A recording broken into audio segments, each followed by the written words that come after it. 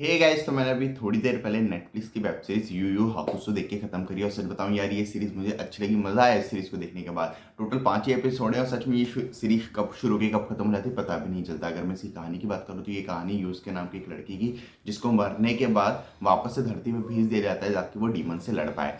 तो किस तरह से वो सारी चीजें होती हैं, किस तरह से ये डीमन से लड़ता है, ये बंदा किस तरह का है, किस तरह से इसकी मौत होती है, क्या कुछ होता है इसके साथ, यही सब हमें इस सीरीज में देखने को मिलता है। अगर मैं इस स्क्रीन प्ले की बात करूँ तो पर्सनली मुझे इस मूवी का सीरीज के स्क्रीन पे पसंद आया, क्योंकि जिस तरह से ये सीरीज स्टार्ट होती है अपनी पूरी सिचुएशन को स्टैब्लिश करती है, हमें कैरेक्टर्स के साथ मिलाया जाता है, उनकी सिचुएशन के बारे में बताया जाता है ये कैरेक्टर्स किस तरह के, किस सिचुएशन में किस तरह की चीज़ें इनके साथ हो रही हैं, क्या कुछ हो रहा है।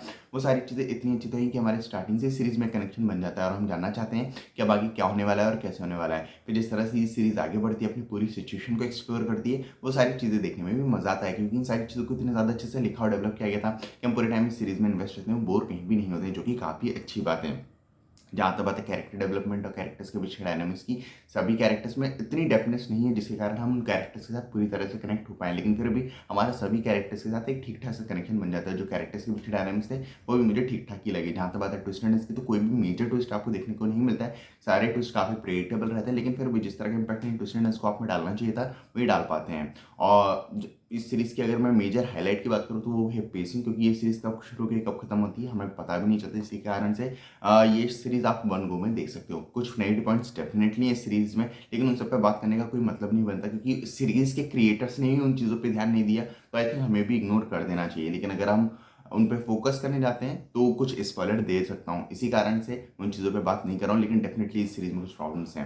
जहाँ तक बात है एक्टिंग की, सभी एक्टर्स का काम काफ़ी अच्छा है। फिर चाहे आप किसी की बात करो, पर्सनली मुझे सभी एक्टर्स का काम पसंद आया है। जहाँ तक बात है डायरेक्शन और एडिटिंग की, डायरेक्शन ठीक ठाक है, मेरे ख्याल से थोड़ा और बेटर होना चाहिए था। कुछ पॉइंट्स पे ऐसा फील हो रहा था मुझे कि जो CGI और VFX का काम है वो थोड़ा कार्टूनिश हो चुका है। मेरे ख्याल से जो डायरेक्शन है उनको, डायरेक्टर है उनको उस पर ध्यान देना चाहिए था। जो एडिटिंग है वो भी मुझे पसंद आई है। ओवरऑल एडिटर ने काफ़ी अच्छा काम करा है, सच में सीरीज़ को काफ़ी अच्छे पेस पे रखा है, जिसके कारण ये सीरीज़ के बारे में देखते वक्त हमें लेंथ बिल्कुल भी फील नहीं होती है।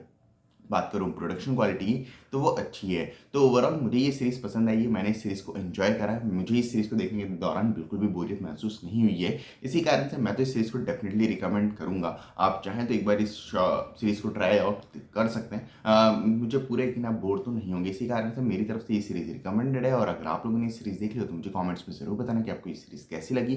बाकी मिलते हैं अगले वीडियो में, तब तक के लिए जय हिंद, जय भारत।